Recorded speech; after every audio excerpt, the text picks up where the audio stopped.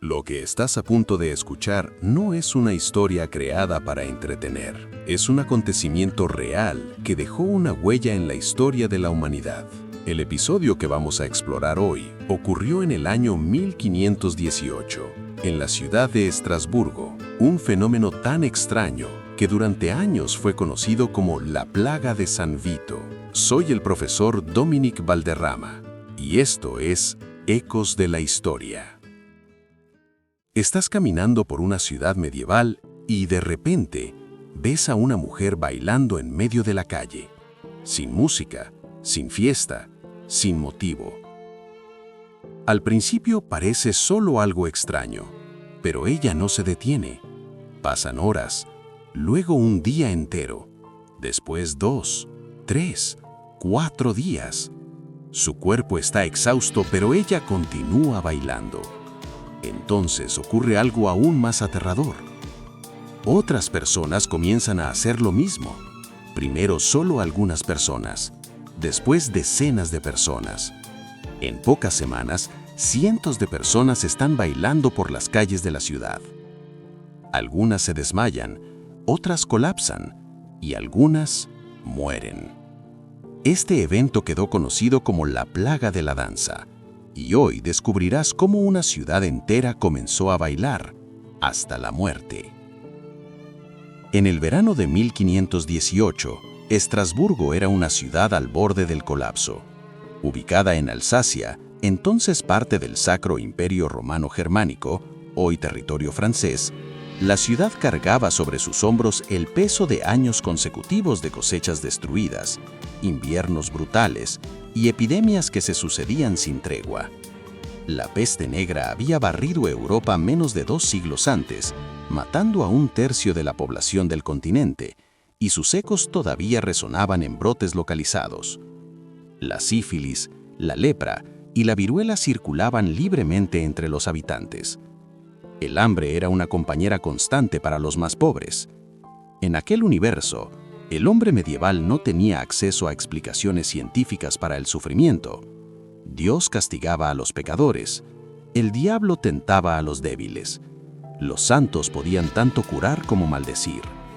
El cuerpo físico y el espiritual eran inseparables, y cualquier mal inexplicable que afectara a una persona tenía necesariamente un origen sobrenatural. Era en ese mundo, un mundo de terror cotidiano, de fe absoluta y de profunda desesperación, donde la plaga de la danza estaba a punto de nacer. En los días que siguieron, algo inexplicable tomó forma en las calles de la ciudad. Poco a poco, las personas comenzaron a unirse a la danza. Primero fueron algunos vecinos, después extraños, luego habitantes de otros barrios. Los registros históricos de la época, actas del Consejo Municipal, informes médicos y crónicas religiosas documentan el fenómeno con una precisión que impresiona. En agosto de 1518, cerca de 50 personas bailaban sin parar por las calles de Estrasburgo. En el punto más alto del brote, ese número llegaría a 400 personas bailando simultáneamente. Las descripciones físicas de los bailarines son perturbadoras. Se movían con los ojos abiertos, pero parecía que no veían nada. Muchos tenían expresiones de terror o agonía, no de alegría. Gritaban palabras incoherentes. Algunos sufrían convulsiones mientras continuaban en movimiento. Los pies y las piernas quedaban completamente destrozados después de días de baile continuo. La piel se rompía, los huesos no resistían, y aún así continuaban. Los testigos oculares describen escenas que rozan la nesadilla. Calles llenas de cuerpos en movimiento, algunos ya inconscientes pero aún moviéndose, otros cayendo muertos y siendo arrastrados a un lado, mientras el resto de la multitud seguía adelante. Y la gente moría. Los registros indican que en los días más intensos de agosto, 10 a 15 personas morían directamente como consecuencia del baile, por agotamiento, por ataques cardíacos o por derrames cerebrales. La respuesta de las autoridades. El Consejo Municipal de Estrasburgo fue convocado a actuar. Médicos y astrólogos fueron consultados. La conclusión fue unánime. Aquello no era una enfermedad natural, era de origen sobrenatural, causada por sangre sobrecalentada o más probablemente por una maldición divina. Y la solución, dentro de esa lógica, también era sobrenatural: dejar que las personas bailaran hasta que la maldición se disipara. Así, en una de las decisiones más trágicamente equivocadas de la historia de la medicina occidental, el Consejo Municipal de Estrasburgo decidió ayudar a que la danza continuara. Músicos profesionales fueron contratados para tocar sin interrupción. Se construyeron escenarios en las principales plazas de la ciudad. Se prohibió que cualquier persona intentara obligar a los bailarines a detenerse. La lógica de las autoridades, dentro de su sistema de creencias, era completamente racional. Si la causa era sobrenatural, una interrupción violenta podría empeorar la maldición. Dejar que siguiera su curso natural era la única salida que podían imaginar. El resultado fue catastrófico. Con música constante y permiso oficial, cada día más y más personas se unían a la danza, el punto máximo del caos. En septiembre de 1518, Estrasburgo estaba en colapso total. Se estimaba que en algunos momentos 400 personas bailaban simultáneamente por las calles. En una ciudad de aproximadamente 20.000 habitantes, eso significaba que el 2% de toda la población estaba afectado al mismo tiempo. Los músicos contratados por la ciudad necesitaban ser reemplazados por turnos, tal era el ritmo incesante que se les exigía. Los escenarios en las plazas públicas estaban siempre llenos.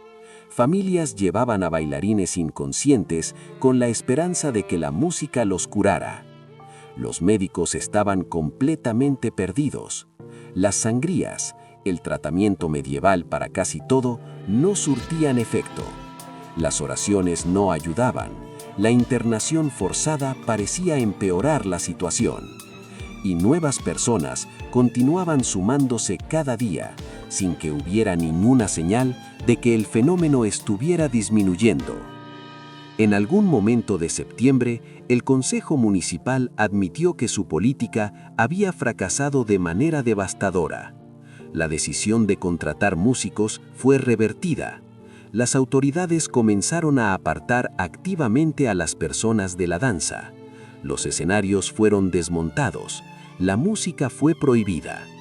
El cambio más significativo, sin embargo, fue de naturaleza espiritual. En lugar de tratar el fenómeno como algo que debía facilitarse, las autoridades volvieron a clasificarlo como algo que necesitaba ser purificado. Se organizaron peregrinaciones forzadas al santuario de San Vito. Los bailarines eran llevados en procesión, descalzos, vistiendo ropas rojas simbólicas, hasta la capilla del santo.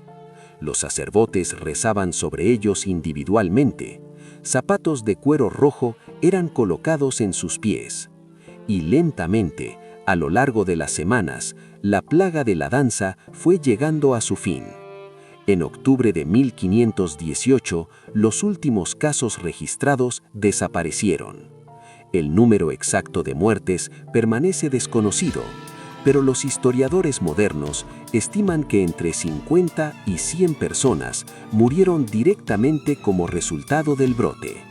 La plaga había durado aproximadamente 2 meses y medio. Las explicaciones de la época.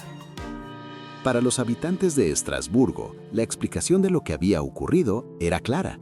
Se trataba de una maldición de San Vito, y durante muchos años así fue conocida. Pero, ¿quién fue San Vito? San Vito fue un joven mártir cristiano del siglo III, venerado en la Europa medieval como un santo capaz de curar enfermedades nerviosas y movimientos involuntarios del cuerpo. Con el tiempo, surgió la creencia popular de que también podía provocar esos movimientos como forma de castigo espiritual. Por eso los trastornos que causaban temblores o convulsiones pasaron a conocerse como danza de San Vito. En 1518, cuando cientos de personas comenzaron a bailar incontrolablemente en las calles de Estrasburgo, muchos creyeron que aquello era una maldición del santo. Para la población de la época, no se trataba de un fenómeno médico o psicológico, sino de un evento espiritual. Por ese motivo, las autoridades organizaron peregrinaciones religiosas y llevaron a los bailarines al santuario de San Vito, esperando que el santo eliminara la maldición. Otros culpaban directamente al diablo. Aquel comportamiento grotesco e incontrolable solo podía ser obra de una posesión demoníaca. También existía una teoría médica de la época. La sangre de ciertas personas se había calentado más allá de lo soportable, debido al calor del verano, a la alimentación deficiente y al estrés acumulado. Esa sangre hirviente provocaría movimientos involuntarios e incontrolables. Cada explicación reflejaba, a su manera, el universo mental de un siglo XVI todavía profundamente sumergido en lo sobrenatural, lo que dice la ciencia hoy. 500 años después, científicos e historiadores aún debaten qué fue lo que realmente ocurrió en Estrasburgo. Ninguna teoría ha obtenido aceptación universal y el misterio sigue siendo genuino. La teoría del ergotismo fue popular durante décadas. El ergot es un hongo que crece en los cereales, especialmente en el centeno, en condiciones de humedad. Su ingestión puede causar convulsiones, alucinaciones y comportamiento errático. Pero el ergotismo típicamente provoca rigidez muscular, no movimientos rítmicos. Además, los bailarines de 1518 eran capaces de detenerse, al menos temporalmente, cuando eran llevados al santuario, lo cual es incompatible con un envenenamiento químico. La teoría más aceptada actualmente pertenece al historiador John Waller, de la Universidad de Michigan, autor del libro A Time to Dance, A Time to Die. Waller propone que el fenómeno fue una forma de enfermedad psicogénica masiva, lo que antes se llamaba histeria colectiva. La idea central es que en poblaciones sometidas a estrés extremo y trauma colectivo, el sufrimiento psicológico puede manifestarse físicamente en grupos de personas al mismo tiempo. La creencia compartida de que bailar compulsivamente era posible, la maldición de San Vito, funcionaba como un detonante cultural que permitía al cuerpo expresar aquello que la mente ya no podía soportar. Esta teoría se ve reforzada por el hecho de que todas las epidemias similares registradas en la historia ocurrieron en regiones marcadas por estrés extremo y nunca en poblaciones relativamente estables y bien alimentadas. El sufrimiento era la condición necesaria. La creencia cultural era el detonante. Un fenómeno que no murió. La plaga de la danza de 1518 no fue un evento aislado. Episodios similares ya habían ocurrido antes.